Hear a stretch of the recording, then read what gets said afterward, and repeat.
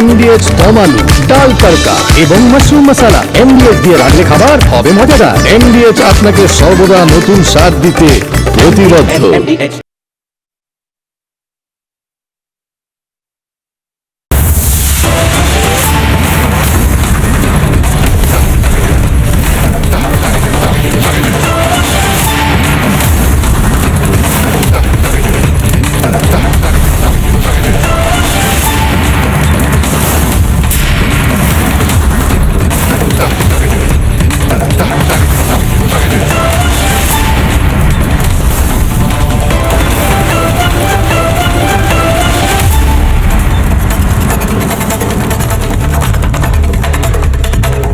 রথযাত্রার অনেক অনেক শুভেচ্ছা প্রত্যেককে, সারা পৃথিবী থেকে যারা জবাব চায় বাংলা দেখছেন প্রত্যেককে রথযাত্রার অনেক অনেক শুভেচ্ছা। জয় জগন্নাথ, আপনাদের প্রত্যেকের ভালো হোক, বাংলা উন্নতির পথে এগোক।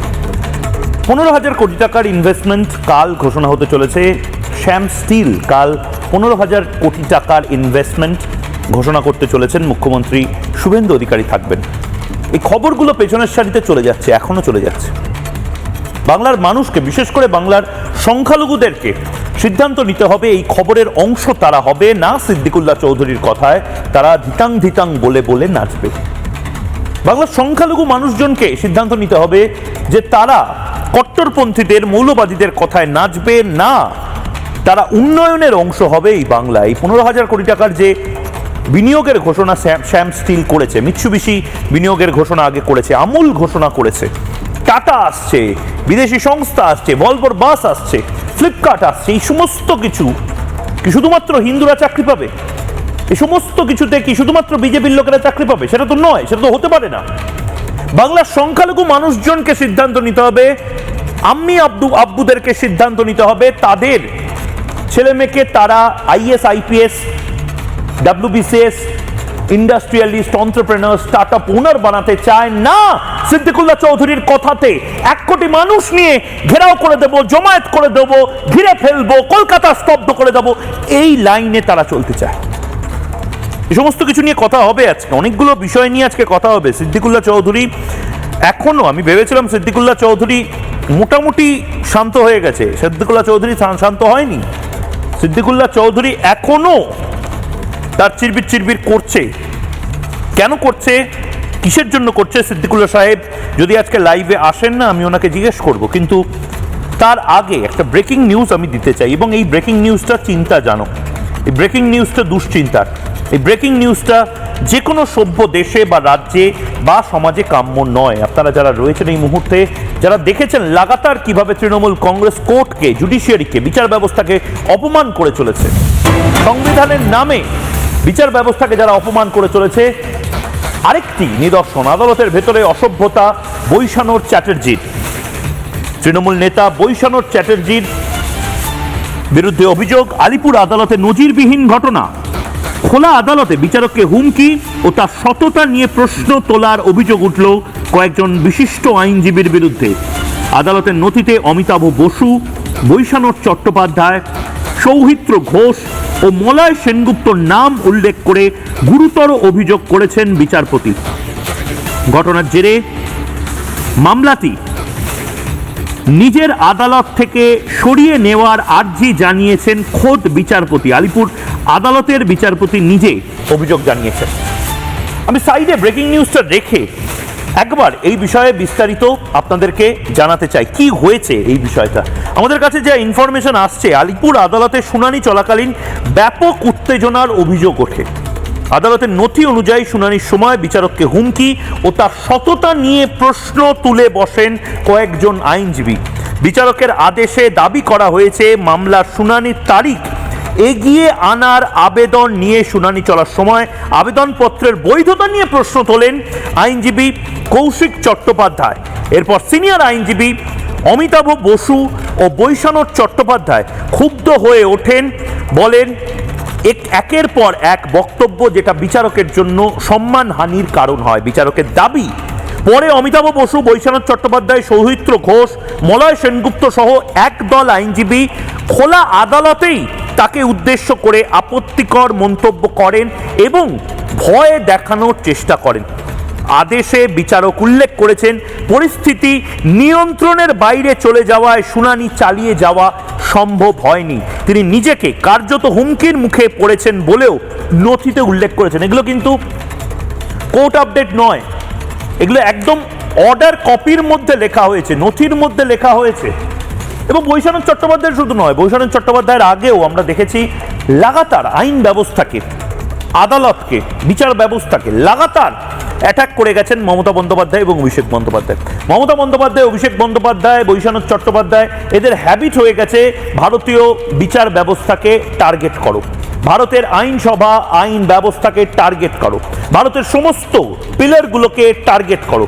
ফার্স্ট পিলারকে টার্গেট করো, সেকেন্ড পিলারকে টার্গেট করো, থার্ড পিলারকে টার্গেট করো, ফোর্থ পিলারকে টার্গেট করো। চতুর্থ স্তম্ভ থেকে প্রথম স্তম্ভ অবধি প্রত্যেক জায়গাতে টার্গেট করে করে আজ এমন একটা জায়গায় তারা চলে গেছে, না আছে ক্ষমতা, না আছে দল, না আছে প্রতীক, না আছে পার্টি ফান্ড, তারপরেও কি অসম্ভব ঔদ্ধত্য দেখাচ্ছে এই তৃণমূলের নেতারা। মমতা বন্দ্যোপাধ্যায়, অভিষেক বন্দ্যোপাধ্যায় লাগাতার এই আইন ব্যবস্থাকে যে টার্গেট করে গেছে, একবার মনে করাবো আপনাদেরকে, একবার মনে করাবো বিচার ব্যবস্থাকে মমতা বন্দ্যোপাধ্যায় এবং অভিষেক বন্দ্যোপাধ্যায় যে লাগাতার টার্গেট করে গেছেন। একবার সেই বাইট বেলটা দেখব। না মন্দির, না মসজিদ, না গুরুদ্বারা, না গির্জা, একটা বিজেপির বিচারালয়। বিজেপি যেটাকে বসে বিচার করে, রাজনৈতিক বিচার, এবং সেখানে বসে বসে অন্য লোকে পিল করলে দেবে তাকে কিল, আর বিজেপি পিল করলে ব্যাস, বিজেপি পিল করলে বেল, অন্য কেউ পিল করলে জেল। এই তো হয়ে গেছে এখানকার এই অবস্থা। আমি কিন্তু জাজকে রেসপেক্ট করে বলছি, আমি জাজমেন্টটা মেনে নিতে পারছি না। আমাদের নিয়ম হচ্ছে judiciary, we cannot criticise the জাজ as such, but I can express some opinion about the verdict. কাকে নিয়ে করবেন নতুন ডিভিশন বেঞ্চ? বিচারের বাণী নীরবে নিভৃতে কাঁদে, কতদিন আগে রবীন্দ্রনাথ ঠাকুর লিখেছিলেন। সবাই, আমি বিচারক নিয়ে বলছি না, রায় নিয়ে আমি বলতে পারি, এটা আমার অধিকার আছে। টোটাল রায়টাকে আমরা চ্যালেঞ্জ করছি। হাইকোর্টের তরফ থেকে এরকমভাবে মদত দিয়ে একটা রাজনৈতিক দলকে হৃষ্টপৃষ্ট বলিষ্ঠ করে সন্ত্রাসকে মদত দেওয়া, এই ঘটনা আজ পর্যন্ত স্বাধীনতার পর 75 বছর হয়েছে দেখিনি। কেউ আমার বিরুদ্ধে কন্টেম্পট অফ কোর্ট করবে, হাইকোর্টের বিরুদ্ধে বলছি কেন, আমার বিরুদ্ধে ব্যবস্থা নেবে।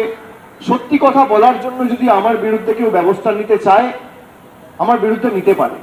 আমার বলতেও লজ্জা লাগে যে বিচার ব্যবস্থার একজন দুজন এমন আছে যারা সম্পূর্ণ যোগসাযোগে কাজ করছে, তারা তল্পি বাহক হিসেবে 1%, এবং কিছু হলেই যারা সিবিআই দিয়ে দিচ্ছে, মার্ডার কেসে ইনভেস্টিগেশন স্টে করে দিচ্ছে। আপনি শুনেছেন কোনদিন? একটা মার্ডার কেস কোর্ট প্রোটেকশন দিতে পারে, অ্যাকিউজকে দিতে পারে, উইটনেসকে দিতে পারে, কোর্টের রাইট আছে। আপনি মার্ডার কেস স্টে করতে পারেন না।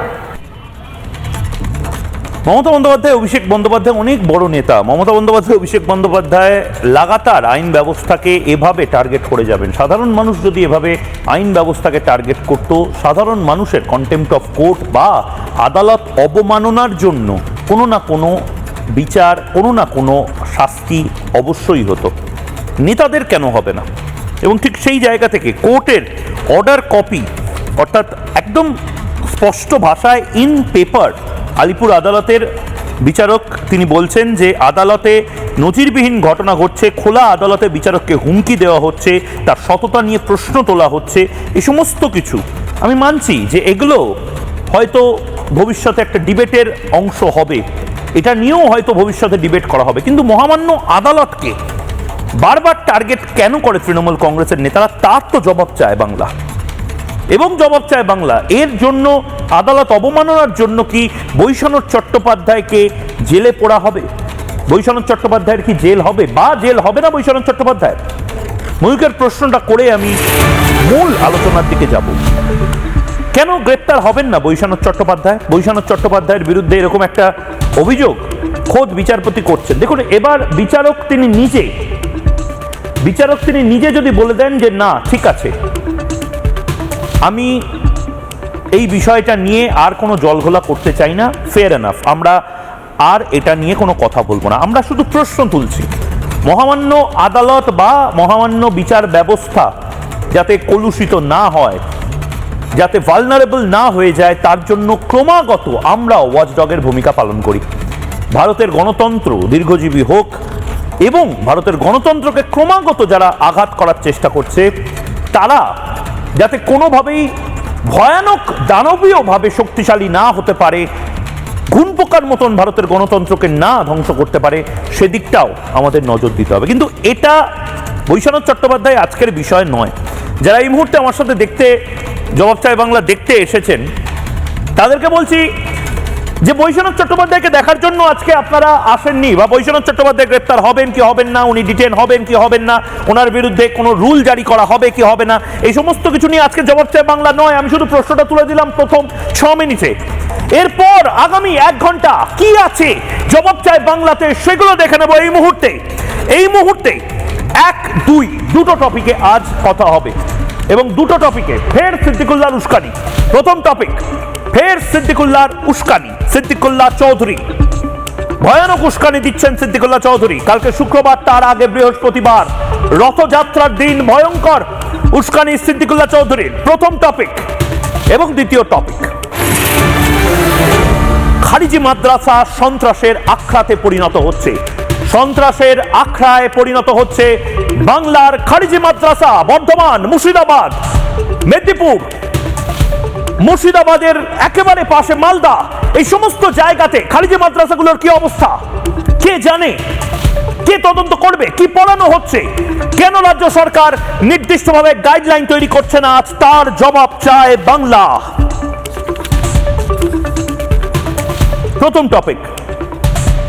প্রথম টপিক ফের সিদ্দিকুল্লাহর উস্কানি। সিদ্দিকুল্লাহ চৌধুরী কি উস্কানি দিয়েছেন? যে ব্রেকিং নিউজটা, সেই ব্রেকিং নিউজটা ডিস্টার্বিং, সেই ব্রেকিং নিউজটা আপাত নিরীহ মনে হলেও সেই ব্রেকিং নিউজের মধ্যে সূক্ষ্ম একটা ঠান্ডা গলায় হুমকির সুর সিদ্দিকুল্লাহ চৌধুরী রেখে দিয়েছেন। কি এমন বলেছেন সিদ্দিকুল্লাহ চৌধুরী যার জন্য ময়ূক লাগাতার বলছে এটা নিয়ে ডিবেট করা উচিত? যে ব্রেকিং নিউজটা নেব, সে ব্রেকিং নিউজটা আরো খবরটাকে পরিষ্কার করে দেবে। সিদ্দিকুল্লাহ চৌধুরী এর আগে ওয়াকফের সময় হুমকি দিয়েছিলেন, এবার কলকাতা বিমানবন্দরের রানওয়েতে নামাজে যে নিষেধাজ্ঞা জারি করা হয়েছে, নামাজ পড়া নিয়ে ফের উস্কানি শুরু সিদ্দিকুল্লাহ চৌধুরী। 1 কোটি মানুষকে তিনি বলবেন নামাজ পড়া নিয়ে উস্কানি শুরু সিদ্দিকুল্লাহ। কলকাতা বিমানবন্দরের রানওয়েতে নামাজে নিষেধাজ্ঞা, 1 কোটি নামাজিকে নিয়ে কাল তিনি বলছেন বড় বার্তা দেবেন। নামাজ পড়া নিয়ে যে নিষিদ্ধ করার যে হুমকি দেওয়া হয়েছে, 1 কোটি লোক নিয়ে মসজিদে নামাজ পড়ার হুমকি সিদ্দিকুল্লাহ চৌধুরী।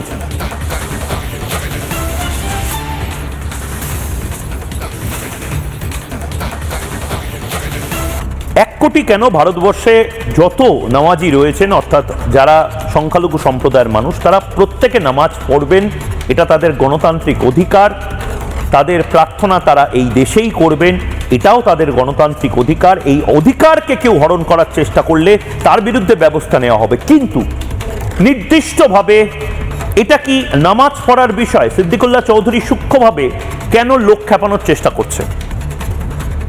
এয়ারপোর্টের মধ্যে, এয়ারপোর্টের বিল্ডিং এর মধ্যেও না, এয়ারপোর্টের টারম্যাক রানওয়ের পাশে যেখান দিয়ে প্লেন ওঠানামা করে, তার 165 মিটারের মধ্যে একটা রানওয়ে এবং 165 মিটারের যে রানওয়ে তার দূরত্বে একটি মসজিদ। এই মসজিদটা কেউ টাচ করার সাহস দেখায়নি বিগত 70 বছরে, 79 বছরে সেকুলার সরকার ছিল। এর ফলে বিমানবন্দরের সম্প্রসারণ আটকে আছে। এর ফলে যে প্লেনগুলো, আধুনিক যে প্লেন, বিরাট বড় বড় ডানা সহ যে প্লেনগুলো ল্যান্ড করে, সেই প্লেনগুলো অসুরক্ষিত হয়ে পড়তে পারে।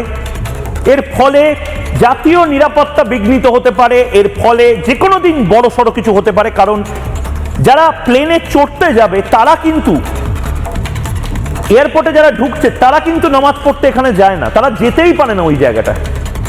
নামাজ পড়তে যায় বাইরের মানুষজন যারা এয়ারপোর্টের জমিতে প্রতিদিন টিয়ার 3 নিরাপত্তা নিয়ে ঢোকে, অর্থাৎ জাস্ট একটা আধার কার্ড। এবার আধার কার্ডটা কোনো বায়োমেট্রিক চেকিং নিয়ে আধার কার্ডটা স্ক্যানিং করে ট্যালি করে দেখা হয় না, জাস্ট আধার কার্ডটা দেখলে বাসে করে মসজিদে নামাজ পড়ে তারা আবার ফিরে আসে। এরা কিন্তু কেউ প্লেনে করে অন্য কোথাও যায় না, এদের কারোর ব্যাগেজ স্ক্যানিং হয় না।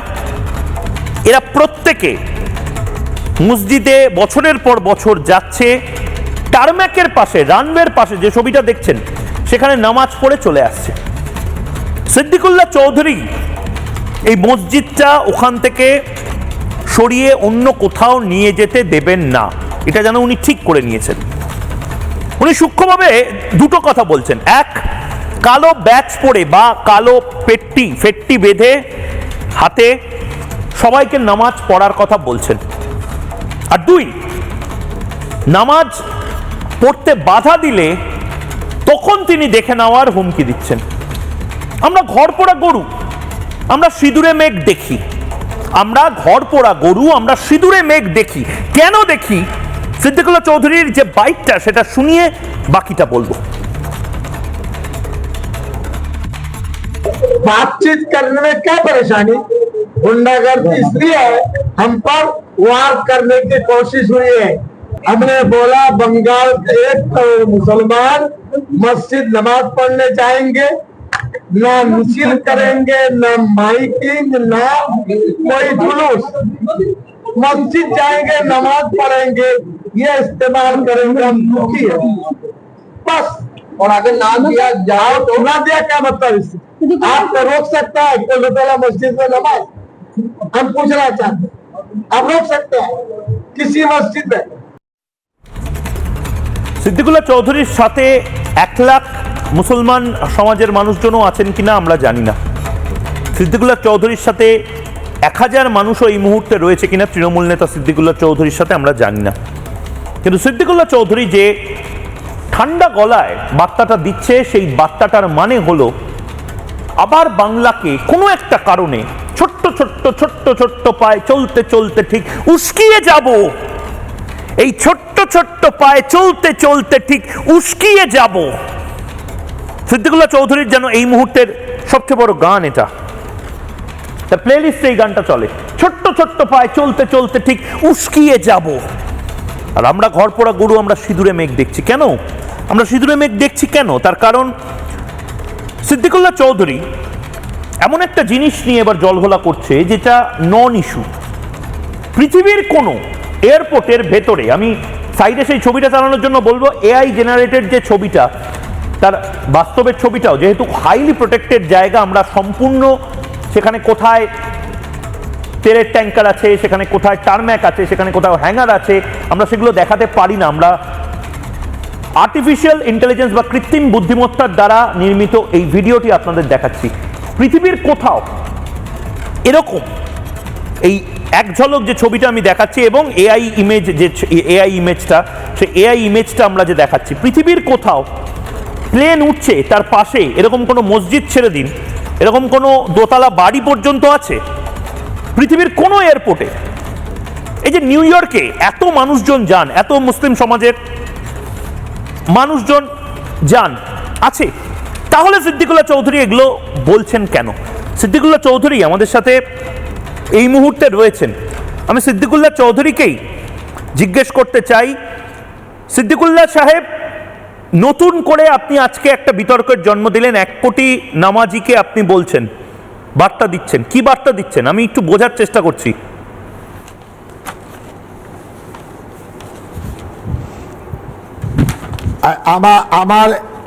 আপনি শুনতে পাচ্ছেন আমার কথা?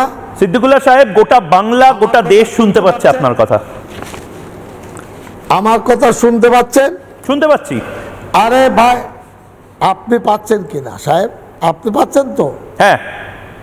এবার শুনুন, এয়ারপোর্টের মসজিদ 136 বছর পরে বিনা নোটিশে, বিনা ইনফরমেশনে, আলোচনা না করে নামাজিদের মসজিদ বন্ধ করে দেওয়া হয়েছে।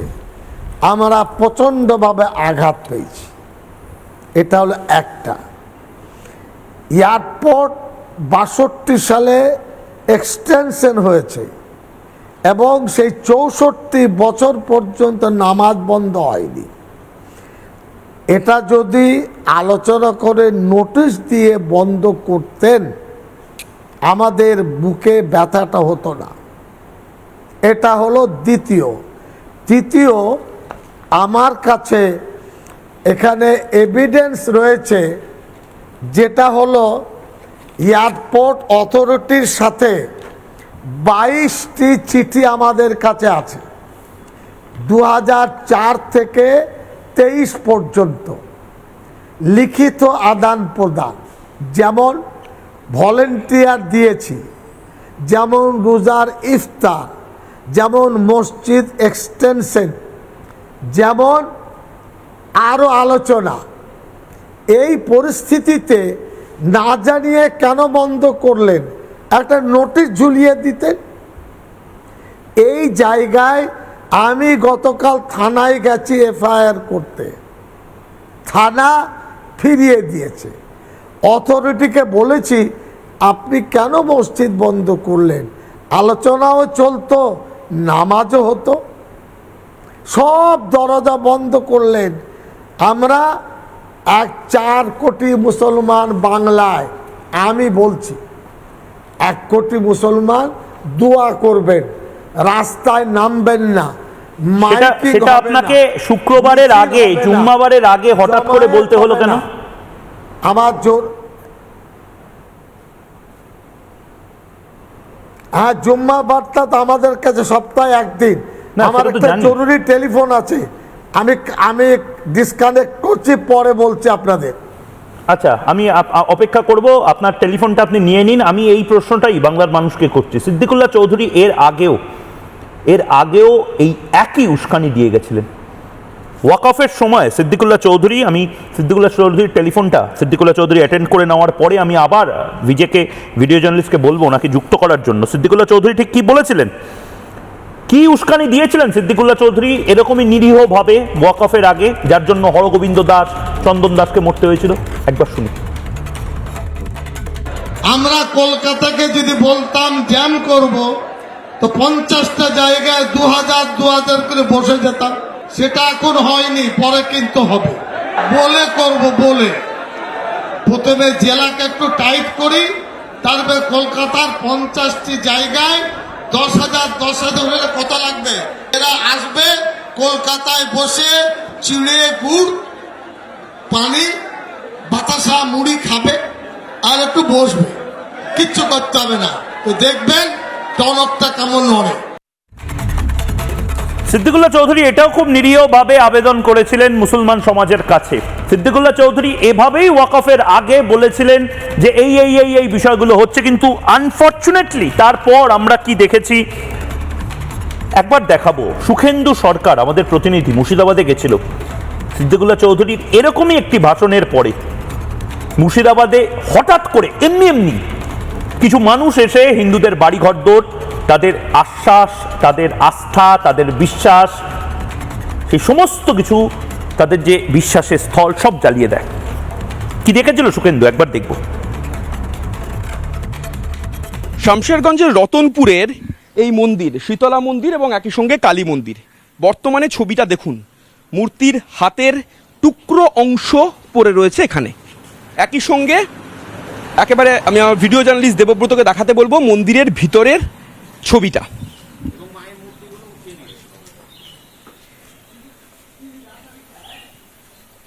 এই মুহূর্তে মন্দিরের ভিতরের ছবিটা দেখছেন। মন্দিরের ঠিক পাশেই রয়েছে অসংখ্য চেয়ার, ভাঙা চেয়ার। এখানকার যারা স্থানীয় যারা রয়েছেন তাদের কাছেই জানবো কালকে কি হয়েছিল এখানে। ধুলিয়ানের সাইড থেকে একটা বড় মিছিল এলো, রিটার্ন যখন এলো তখন ডাকবাংলো মোড় থেকে শুরু করেছে ওরা। মানে বেশিরভাগই যত হিন্দু বাড়ি আছে, মন্দির আছে, হিন্দু ক্লাব আছে, দোকান আছে, এগুলোর ওপর টার্গেট করেছে। মুখে কালো ফেটি বাঁধা, কাউকে চিনতে পারা যাচ্ছে না, মানে লোকাল সেরকম আমরা দেখতে পাইনি, আমাদের চোখে পড়েনি। তাহলে বলছেন যারা এসেছিল তারা মানে যেভাবে বলছেন যে মুখে ফেটি বাঁধা সবকিছু, মানে বাইরে থেকে লোক বাইরে থেকেই লোক ছিল, সব বাইরেরই লোক, বেশ সব মোটামুটি ধরুন 10 থেকে 18-20 বছরের মধ্যে, তার উপরের ছেলে হবে না। এই মুহূর্তে যারা যারা রয়েছেন তাদের সাথে আমি আলাপ করাবো, কিন্তু তার আগে প্রসূন ব্যানার্জি, তিনি চাঁচলের এমএলএ, এই মুহূর্তে আমাদের সঙ্গে উপস্থিত রয়েছেন, তার কাছেও আমি যাব। প্রসূন ব্যানার্জি এই মুহূর্তে নির্দিষ্টভাবে শুধু এমএলএ হিসেবে নয়, প্রাক্তন পুলিশ কর্তা হিসেবেও রয়েছেন। তার কাছে যাওয়ার আগে প্রসূনদা আপনি আমাদের সঙ্গে একটু থাকুন, আমি দ্বিতীয় যে টপিকটা সেই টপিকটাও ইন্ট্রোডিউস করে দিতে চাইছি। খারিজি মাদ্রাসা, এটাও একটা খুব গুরুত্বপূর্ণ বিষয়। খারিজি মাদ্রাসা কি সন্ত্রাসের আখড়া হয়ে যাচ্ছে? সিদ্দিকুল্লাহ চৌধুরী একদিকে লাগাতার উস্কানি দিয়ে যাচ্ছেন এবং খারিজি মাদ্রাসা অন্যদিকে, এটা কি সন্ত্রাসবাদীদের আখড়া হয়ে যাচ্ছে? প্রসূনবাবু কি বলবেন? মালদাতে আপনি দীর্ঘদিন ধরে কাজ করছেন, আপনি দীর্ঘদিন ধরে সেখানে রাজনীতি করার যে বেস, সেই বেস ক্যাম্প বলা যায় যাকে, সেটা তৈরি করেছেন। আমি শুনেছি আপনি লাগাতার অভিযোগ করে যাচ্ছেন যে তৃণমূলের বেশ কিছু নেতা আছে যারা বাংলাদেশে মানি সাইফনিং করেছে, এবং এই যে মাদ্রাসাটা, এই মাদ্রাসাটা তৈরি হয়েছিল নির্দিষ্টভাবে অ্যান্টি ইন্ডিয়া বিভিন্ন মুভমেন্ট চালু করার জন্য। ময়ূক, প্রথম কথা হচ্ছে যে অভিযোগটা করা হয়েছে বা যে অভিযোগটা তদন্ত করতে বলা হয়েছে সেটা সম্পূর্ণ একটা ডিফারেন্ট ডাইমেনশন আছে। ইলেকশনের পরে যখন সরকার পরিবর্তন হয় তখন মানুষ মুখ খুলতে শুরু করেন, এবং সংখ্যালঘু মানুষরাও জানিয়েছেন, অনেক আমাদের যারা আমাদের সঙ্গে রয়েছেন, আমাদের ক্লোজ রয়েছেন, যে তৃণমূল কংগ্রেসের 1-2 নেতা যারা শাসক থাকার সময় যারা দায়িত্বের মানে ক্ষমতার খুব কাছাকাছি ছিলেন বা ক্ষমতা উপভোগ করতেন, তারা বাংলাদেশে টাকা সাইফন করেছেন বা বাংলাদেশে টাকা পাঠিয়েছেন। তো বিষয়টা যখন আরেকটু খোঁজ খবর করে দেখা যায়, অবশ্যই সেটা লোকাল এনকোয়ারি, এটা কোনো, আপনি যদি বলেন যে এটা এই ডকুমেন্টারি এভিডেন্স কনভার্ট করতে, সেটা আর একটু সময় লাগবে, বাট আমার মনে হয় সেই দায়িত্বটা ইডি বা এনআইএ নেওয়াটাই ভালো। যেটা জানা যাচ্ছে whispers in the corridor of politics, যে এই 2024 সালের আগে, লোকসভা নির্বাচনের আগেই বাংলাদেশের হেলথ সেক্টরে মালদার কিছু নেতা বিপুল অ্যামাউন্ট অফ টাকা ইনভেস্ট করেন, নাম্বার 1। এবং সেখানে তারপরে 24 সালের এপ্রিল-মে মাসে 1-2 প্রমিনেন্ট নেতা মালদার শাসক দলের তৃণমূল কংগ্রেসের, তারা বাংলাদেশ গিয়েছিলেন, সেটা ভেরিফাই করলেই দেখা যাবে। এখন যদি এটা সাধারণ মানুষের মধ্যে প্রশ্ন হয়, দল মত ধর্ম নির্বিশেষে এটা প্রশ্ন, এটা কি সত্যিই ঘটেছে, তাহলে আমরা যেটা বলছি সেটা হচ্ছে যে এটার একটা প্রমিনেন্ট তৃণমূল নেতা মানে, প্রসূনবাবু, মানে তৃণমূল নেতা মানে মমতা বন্দ্যোপাধ্যায় যে তৃণমূল কংগ্রেসটা চালাতেন সেই তৃণমূলের নেতা, মানে সে কি এখনো তৃণমূলে আছে? তিনি, হ্যাঁ, তৃণমূলে আছেন তারা, আপনি ঠিকই বলেছেন। এবার এখানে দুটো জিনিস ইম্পর্টেন্ট। একটা হচ্ছে যে 24-এর 5 অগস্ট পর্যন্ত বাংলাদেশে একটা গভর্নমেন্ট ছিল, যে গভর্নমেন্টটা শেখ হাসিনা রান করতেন, এবং ইনস্পাইট অফ মেনি প্রবলেমস সেখানে তাও একটা ডেমোক্রেসির কোনো একটা ছিটেফোঁটা ছিল। 5 অগস্টের পরে একটা নতুন সরকার ওখানে তৈরি হয়, একটা মিলিটারি কুই হয়েছিল, ওটা কোনো ডেমোক্রেটিক মুভমেন্টই হয়নি। একজন নির্বাচিত রাষ্ট্রপতি বাসভবনে গিয়ে এক অসম্ভব মানে বিভৎস তাণ্ডব, এবং তারপরে তাকে প্রাণে মারার চেষ্টা, এটাকে কোনো আন্দোলন বলা হয় না, এটা এক ধরনের কূপ। যাই হোক, তারপরে রেসপেক্টেড মিসেস হাসিনা ভারতে চলে আসেন। প্রশ্নটা হচ্ছে তারপরে প্রায় 2 বছর অতিক্রান্ত হওয়ার পরে সেইটা বিএনপি গভর্নমেন্ট তারপরে ফর্ম হয় ডেমোক্রেটিক প্রসেসের মধ্যে দিয়ে। এই যে সময়টাতে শোনা যাচ্ছে যে সেই যে ইনভেস্টেড যে মানি ইনস্টিটিউশন কমিয়ে চলেছে। এখন প্রশ্নটা হচ্ছে যে এই, আপনারা জানেন, আমরা সবাই জানি, যখন কোনো জায়গায় রেজিম চেঞ্জ হয়, আপনারা আফ্রিকার একাধিক দেশে আমরা দেখেছি রেজিম চেঞ্জ হলে তখন ফরাসি, ইউএসএ যারা ইনভেস্টর আছে তারা পাততালি গুটিয়ে পালিয়ে যায়। রেজিম চেঞ্জ হলেই একটা ধাক্কা নেমে আসে। তার আগের রেজিমের সাথে একটা আন্ডারস্ট্যান্ডিং এর মধ্যে বিজনেস করতে গেলে তো অবশ্যই পলিটিক্যাল একটা এস্টাবলিশমেন্টের সঙ্গে, গভর্নমেন্টের সঙ্গে একটা লাগে। এখন পয়েন্টটা হচ্ছে যে এই রেজিম চেঞ্জ হলো, কিন্তু তারপরেও সেই বিজনেসটা যদি আনঅ্যাবেটেড রান করে, তাহলে বুঝতে হবে যে পরবর্তীকালে যে ইউনিস গভর্নমেন্ট ছিল তাদের সঙ্গে তাদের কোনো না কোনো জায়গাতে একটা লিয়াজও ছিল।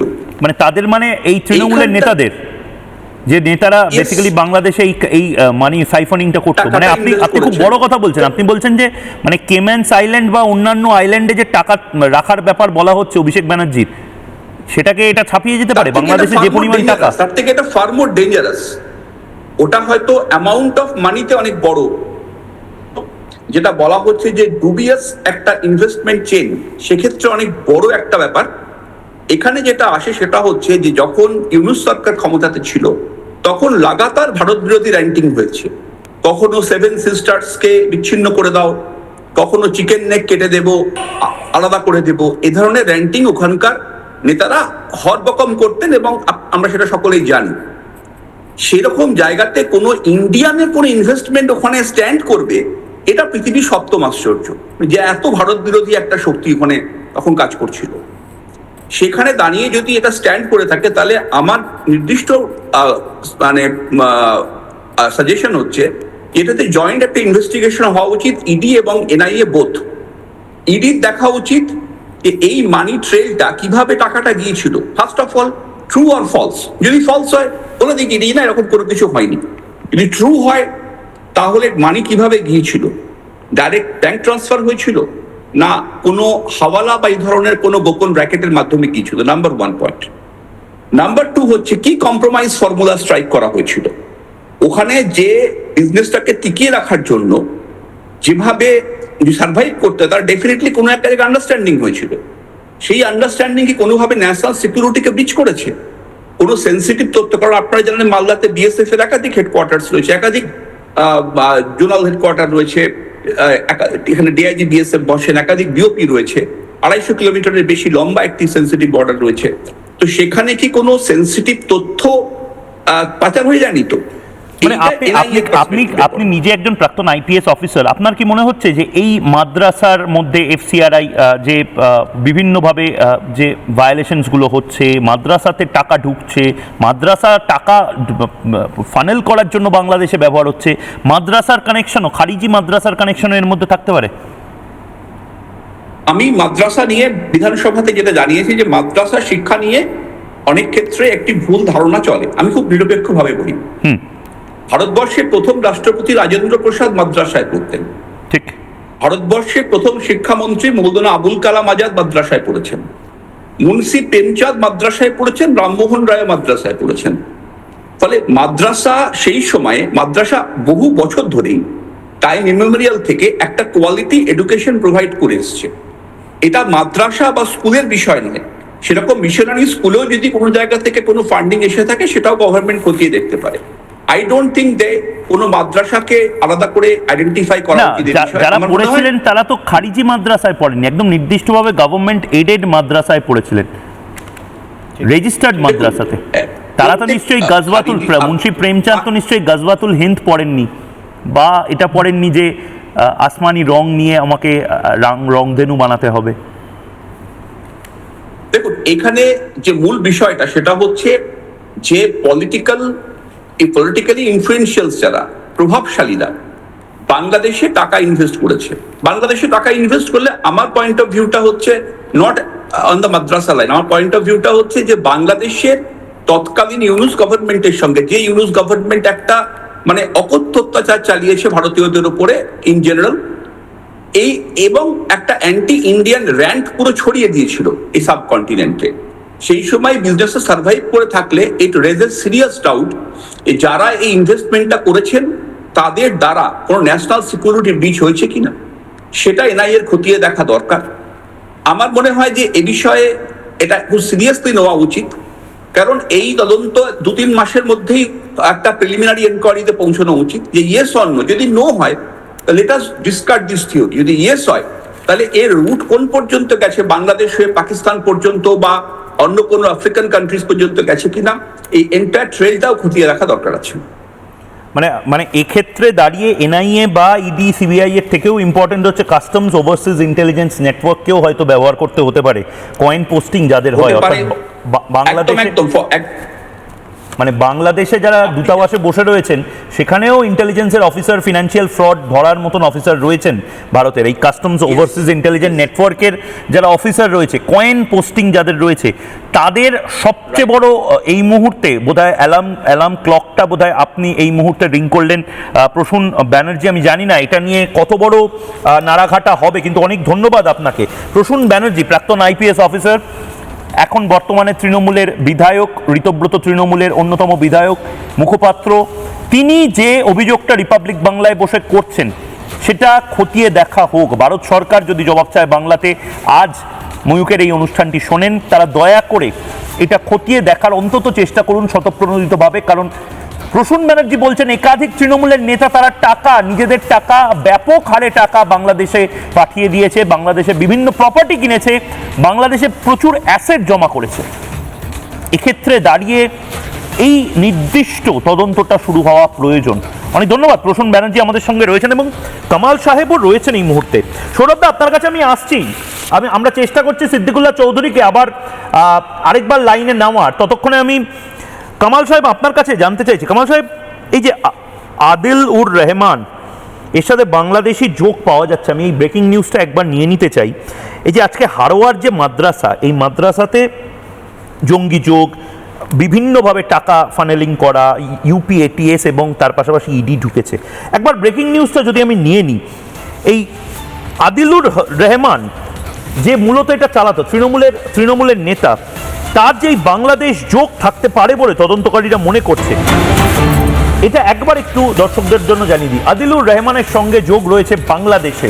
এই আদিলুর রহমান, যার মাদ্রাসা বা ধর্মীয় প্রতিষ্ঠানে আজ রেড চালিয়েছে ইডি এবং ইউপির অ্যান্টি টেরর স্কোয়াড। খারিজি মাদ্রাসার সঙ্গে যুক্ত আদিলুর রহমান শ্বশুরবাড়ি থেকে যাবতীয় কাজ করতো। এই আদিল মূলত রোহিঙ্গা এবং বাংলাদেশিদেরকে এই মাদ্রাসায় ঠাঁই দিয়ে তাদেরকে সস্তায় ভারতীয় নাগরিকত্ব দিত। কামাল সাহেব, এইটার পাশাপাশি আরেকটা ব্রেকিং আমি পিসিআরকে বলবো নিয়ে নিতে চট করে। একটা মাদ্রাসা থেকে 40 লাখ টাকা সোনা, রূপা, টাকা পয়সা প্রাথমিকভাবে কনফেস্টিগেট হচ্ছে। সে ব্রেকিং নিউজটাও এই মুহূর্তে আমি নেওয়ার জন্য বলবো।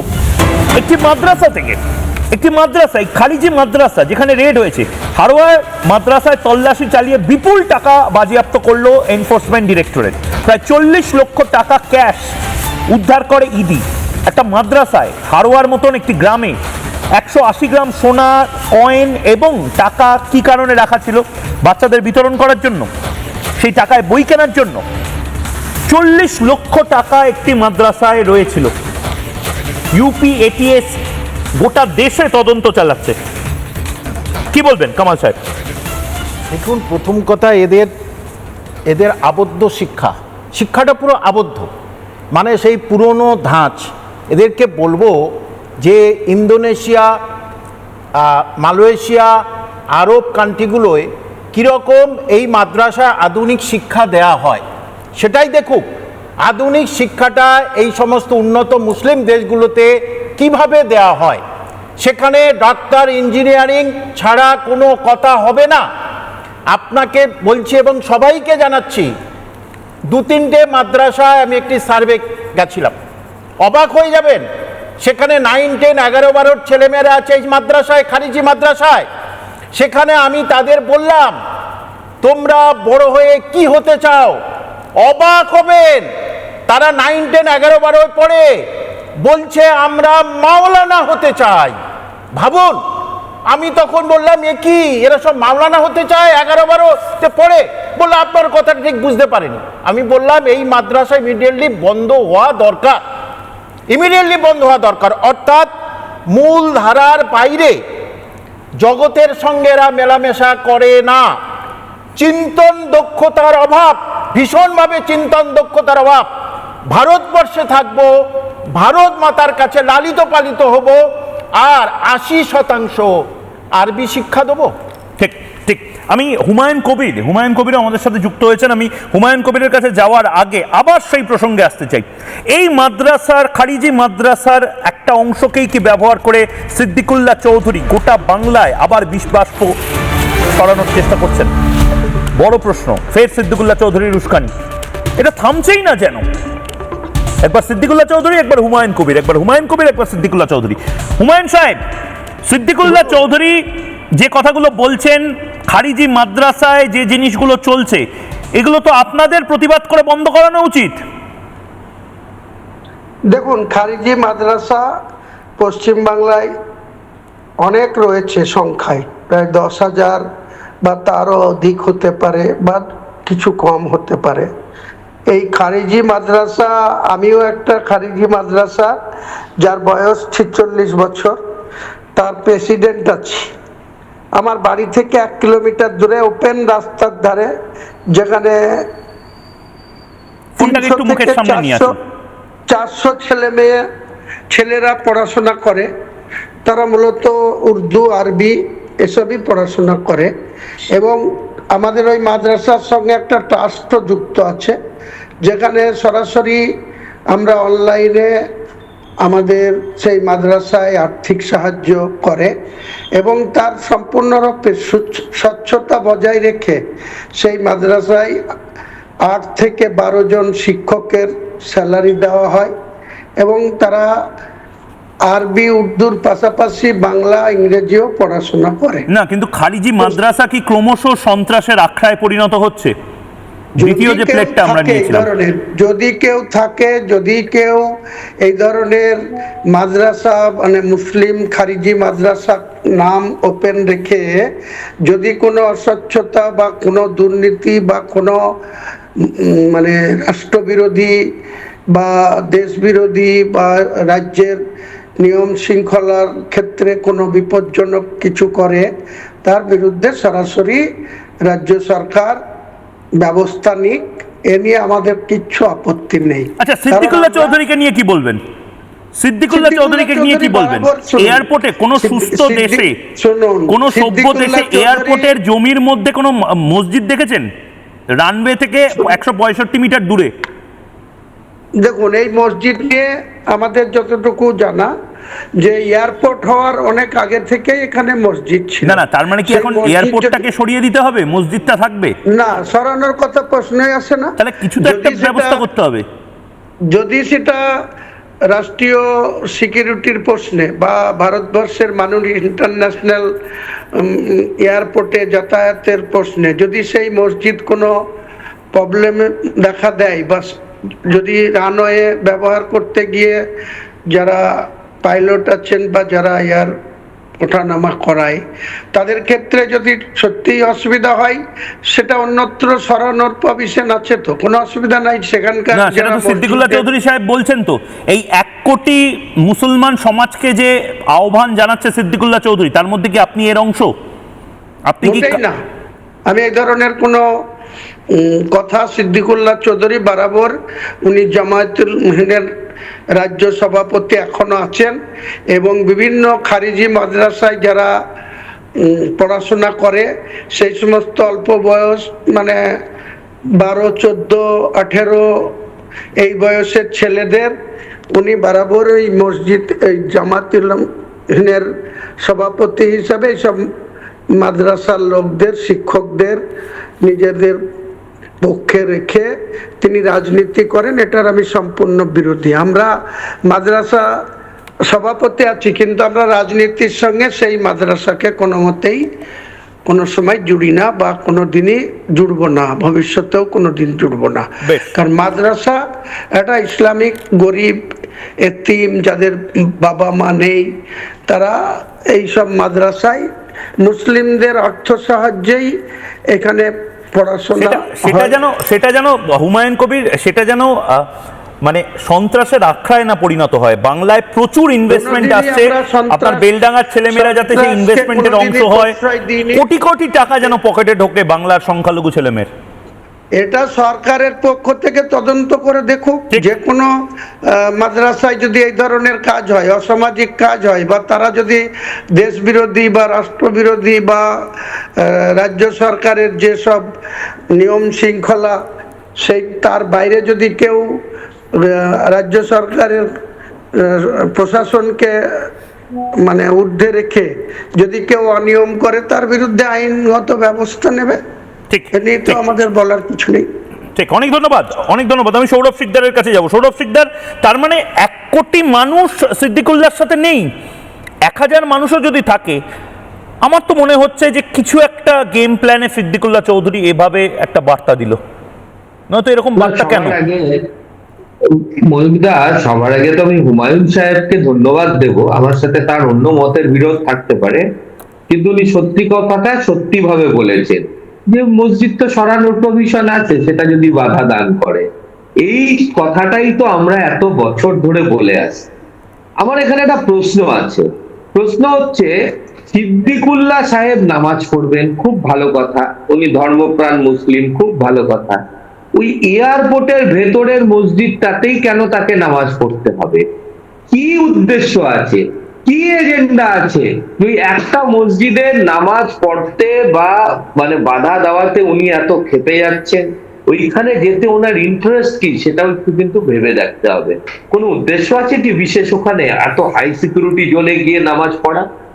দ্বিতীয় নম্বর হচ্ছে যে আজকে উনি ভুলে যাচ্ছেন যে দেশটাই থাকেন তার নাম ভারতবর্ষ এবং এই রাজ্যটার নাম পশ্চিমবঙ্গ। তো এখানে একটা দেশের আইন আছে, দেশ তার আইনে চলে এবং আইনের শাসন চলে দেশে। সেখানে উনি বারবার একটা অবান্তর যুক্তি দিয়ে যাচ্ছেন যে নাকি 3-4টে সংস্থার নাম করছে, তারা নাকি বলছে তাদের কাছে পারমিশন নিতে হবে।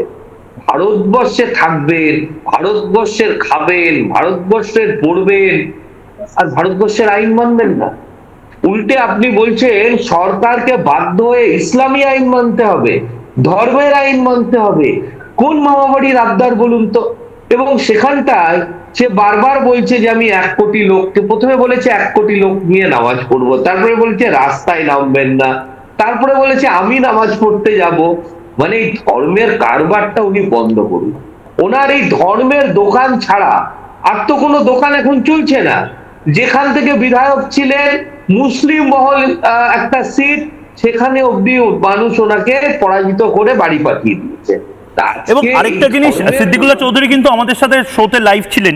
সিদ্দিকুল্লাহ চৌধুরী কিন্তু একবারও বলছেন না যে 1 লাখ লোক বাঁকড়াতে আসবে। 1 কোটি লোককে সিদ্দিকুল্লাহ চৌধুরী বার্তা দিচ্ছে।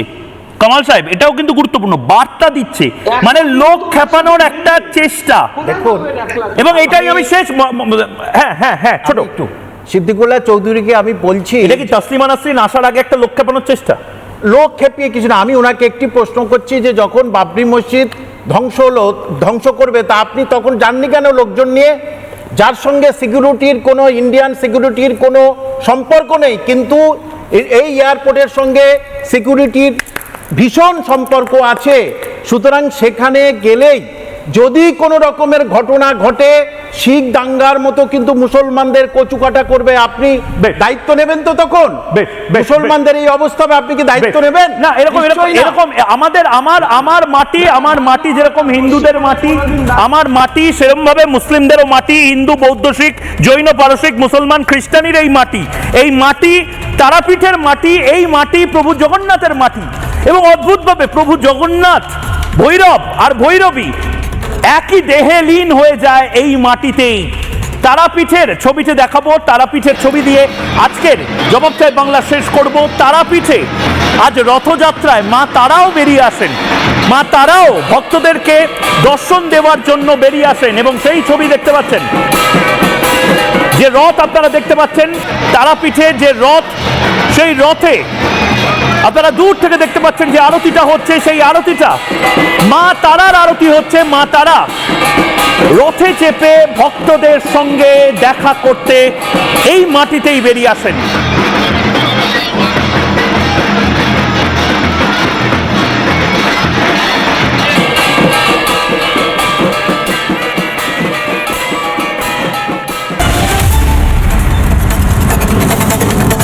চায়ের আসল স্বাদ শুধু MDHT+ থেকেই আসবে। মাথায় দেখো লবঙ্গ, এলাচ দিয়ে ভরপুর MDH T+ মশলা। MDH